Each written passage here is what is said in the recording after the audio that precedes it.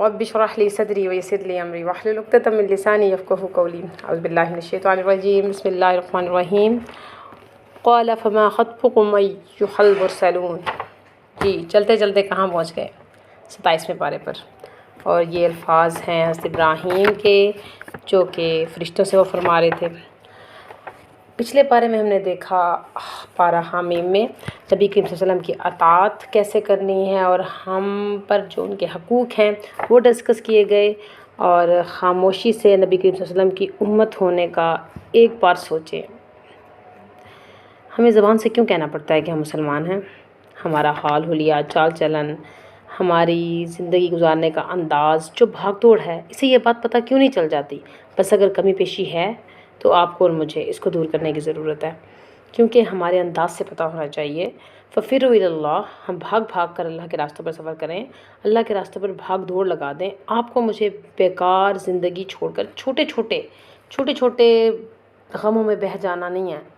بہت چھوٹی چیز ہے یہ، بہت بڑے بڑے کام کرنے کے لیے ہم پیدا ہوئے ہیں۔ اب اس بارے میں دیکھیں، اس میں ہم نے سورۃ واقعہ دیکھی، پھر سورۃ رحمان کو دیکھیں گے، پھر سورۃ قمر کو، پھر سورۃ نجم کو، پھر سورۃ حدید کو۔ بنیادی پیغام کیا ہے اس کا؟ اللہ کے راستے پر لگا دو اپنی جان، مال، سکل، صلاحیتیں، وقت، تاکہ اللہ کا دین پھیل جائے اور تم اللہ تعالیٰ کے سامنے سرخرو ہو جاؤ۔ امیجن کریں حوض کوثر پر میرا نبی اگر ہمیں پانی نہ دے، اگر وہ رستہ ہمیں نہ ملے، اگر حشر کے میدان پر ہمیں شرمندہ ہونا پڑے، اللہ ہمیں یہ دن نہ دکھائے۔ اس بارے میں ہم نے دیکھا زمین اور آسمان کی پیدائش کو کیسے میرے مالک نے بنا دی۔ تبلیغ میں صبر کرنا ہے، نیک بختوں کا انجام دکھایا گیا۔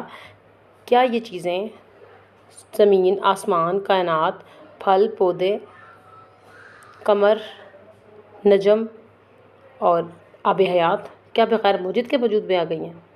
رب کی پاکی اور اس کی حمد بیان کرنی ہے جب سمجھ میں آئے اللہ کی وحدانیت اور الوہیت۔ پھر بتایا کہ بت کدے ہوتے کیا ہیں، جس میں غیر اللہ کی پوجا کیا جاتا ہے اسے بت کدہ کہا جاتا ہے۔ اللہ ہی کے ہاتھ میں ہیں یہ جہاں اور وہ جہاں۔ آخرت کا گھر اور دنیا کا تقابلی جائزہ دکھایا گیا کہ دنیا میں دیکھو تم کن چیزوں کے پیچھے بھاگ رہے ہو، اور آخرت میں ایک کوڑا رکھنے کی جگہ بھی دنیا اور مافیا سے بہتر ہے۔ تو آگے اعمال کا بدلہ دکھایا گیا، پھر بتایا گیا کہ آپ کے اعمال ایک باز گشت کی طرح ہے جو واپس پلٹتے ہیں، آخر اللہ کی طرف ہی لوٹ کر جانا ہے نا۔ تو قیامت قریب آ چکی ہے۔ پھر طوفان نوح کے بارے میں بتایا کہ وہ کیا تھا۔ طوفان نوح کے بارے میں اگر میں بتاؤں تو وہ کلینزنگ تھی، پورے زمین کی کلینزنگ ہوئی۔ آسمانی بلائیں، آفتیں، وہ لوگ جن کو آپ اور میں نہیں جانتے، قرآن پاک میں کئی جگہ ذکر ہے غیر مرئی مخلوق کا، جن کو ہم نہیں دیکھ سکتے، جن کو ہم ایلینز کے نام سے یاد کرتے ہیں، اور اس کے علاوہ عجیب عجیب شکلوں کے بت جو آپ لوگ دیکھتے ہیں، وہ سب چیز پوری دنیا پر حاوی ہو چکی تھی۔ حضرت نوح کے طوفان نے 950 سال میں یہ دروازے بند کیے آسمانوں کے جہاں سے یہ بلائیں آتی تھیں، اور پھر انہوں نے پھولوں میں، جس جانوروں میں، سب کو گندا کر دیا تھا، پلوٹڈ کر دیا تھا انسانوں کو بھی۔ طوفان نوح نے ان سب کی کلینزنگ کی، اور جو وہ پاکیزہ جانور تھے چن چن کے انہوں نے اپنی کشتی میں رکھے، اور پھر وہ یہ سب کچھ بتایا گیا قرآن پاک میں۔ اور پھر ڈرانے والوں کو جو جھٹلا دیتے ہیں، بدکار لوگ گمراہ ہو چکے ہیں، انسان اور جنات کی پیدائش کے بارے میں بتایا کہ اللہ تعالیٰ نے کیسے پیدا کیا ان کو، آگ سے، اس کو طین سے، اور اللہ کے سوا باقی سب فنا ہونے والا، کل من علیہا فان ویبقا، باقی رہنے والی ہے میرے رب کی ذات۔ جب آسمان پھٹ جائے گا یا دروازے بھی کھل جائیں گے۔ فکر آخرت اور انسان کے بارے میں بتایا، جنتی لوگ بے فکر جنت کے میوے اور جنت کی نعمتوں میں ہوں گے۔ مقربین کون لوگ ہیں؟ اولی کون ہے؟ اصحاب الشمال کے لیے عذاب الہی کا بتایا۔ منکرین قیامت کو جواب دیا گیا۔ سب اللہ کے رسپی کر رہے ہیں۔ آسمان اور زمین اور آسمان کو 6 دن میں پیدا کیا، اور اللہ کی راہ میں مال خرچ کرنا ہے، اللہ کو قرض دینا ہے، قرض حسنہ، صدقہ و خیرات کرنے والوں کے لیے اجر و ثواب بتایا۔ دنیا کی زندگی صرف کھیل تماشا ہے، ٹرائی ٹو انڈرسٹینڈ۔ اور پھر آخر میں اصال ثواب کے بارے میں بتایا، اس کی کیا حقیقت ہے اور کس طرح سے کرتے ہیں۔ پہلی ہی آیت فرشتوں کے لیے جملہ جو حضرت ابراہیم نے بولا، ان سے یہ جملہ کہا گیا تھا۔ فرشتے ایک وقت میں 2 کاموں کے لیے اترے، حضرت ابراہیم کو بیٹے کی خوشخبری دینے اسحاق علیہ السلام کی، اور ساتھ میں یعقوب علیہ السلام کی بھی جو ان کے پوتے تھے، اور قوم لوط کے عذاب کے لیے اترے تھے۔ اس پارے کے اندر سورۃ طور، سورۃ نجم، سورۃ قمر سب ایک مکمل پیکج ہے۔ یہ صورتیں لاکر میں رکھنے کے قابل ہیں، اتنی قیمتی ہیں کہ ان کو ہم سنبھال کر رکھیں، اور لاکھوں ڈالرز دینے کے بعد بھی ہمیں نہ ملیں جتنی یہ قیمتی صورتیں ہیں، اس کا تو اندازہ نہیں ہے ہمیں۔ دردناک عذاب سے ڈرایا گیا، عبادت کے بارے میں بتایا، کسی اور کو معبود نہیں ماننا، مان کیسے سکتے ہیں جب حقیقت سمجھ میں آ جائے، خواہشات نفس کی پیروی نہیں کرنی، وفا کا حق ادا کرنا ہے۔ قرآن پاک میں نصیحت ہے اور نصیحت کو قبول کرو، اللہ کی نعمتوں کا شعور پیدا کرنا ہے، جنت کے بارے میں جاننا ہے، غور و فکر کرنا ہے کائنات کے متعلق، یہ سب چیزیں سمجھا دیں گی۔ اور پھر تسبیح کرنا ہے جیسے کائنات تسبیح کر رہی ہے، اللہ کو قرض حسنہ دینا ہے، اللہ کی رضا کی طلب کرنی ہے، اللہ بڑے فضل والے ہیں۔ اور یہ پیغام ہے کہ احسان کا بدلہ، ہل جزاء الاحسان الا الاحسان، یہ سوچ کر نیکی کریں کہ جو نیکی آپ کریں گے وہ پلٹ کر آپ کی طرف آئے گی۔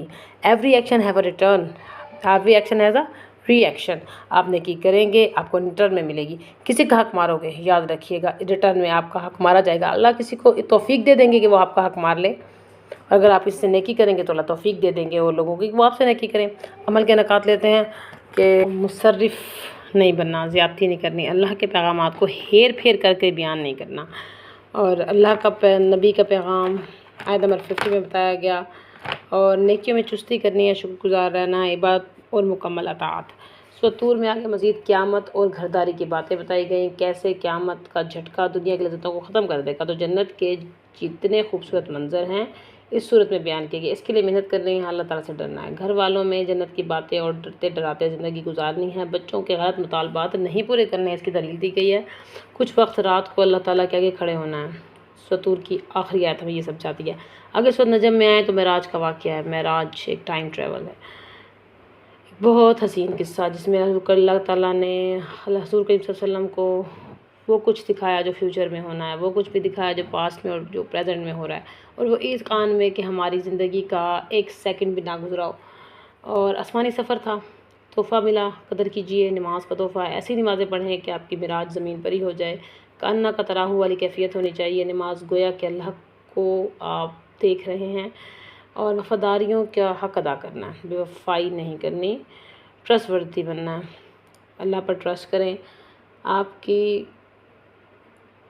کوئی نہیں ہلا سکتا، آپ کی جگہ اتنی مضبوط ہونی چاہیے، دیواروں کی طرح مضبوط ہو جائیے اللہ کے راستے پر، اور کبیرہ گناہوں سے بچیں، اور غیر ارادی گناہ کردہ باتوں سے پناہ مانگنی ہے، پوری کوششوں کے بعد بھی معافی مانگتے رہنا ہے۔ آپ نے کوشش کرنا ہے کہ غیر ارادی گناہ بھی نہ ہو، کیسے ہوگا کہ لاشعور کے اندر ہمارے غلط چیزیں فیڈ ہی نہ ہو پائیں، اگر ہو گئی ہیں تو اس کو ہیبچول کے طور پر چینج کریں، ہوتا بھی رہی وہی ہے اور رلاتا بھی وہی ہے، یعنی کہ خوشی اور غم اسی کے اختیار میں ہے، تو لوگوں سے بے نیاز ہو جائیں، زندگی اللہ کے نام پر دے دیں، مسکراہٹیں بھی اللہ کی نام پر دے دیں۔